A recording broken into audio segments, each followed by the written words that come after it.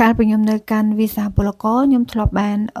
ឲ្យគេធ្វើសញ្ញាបត្រថ្នាក់ទី12ដើម្បីមកដូរវីសាព្រោះខ្ញុំចង់នៅកូរ៉េបានយូរអញ្ចឹងទៅខ្ញុំក៏ធ្វើដល់ពេលធ្វើទៅវាខុសឈ្មោះដល់ពេលយើងប្រាប់គេថាខុសឈ្មោះអញ្ចឹងគេអត់ទទួលខុសត្រូវយើងទេមានតែឲ្យយើងបង់លុយថែមទៀតអញ្ចឹង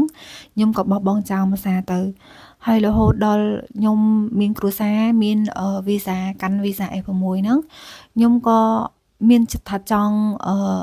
ង់រៀនខ្ញុំចង់រៀនបន្តទៀតដល់ពេលចឹងទៅក៏ចៃដន្យក៏ស្គាល់មិត្តភ័ក្តិដែលគាត់រៀន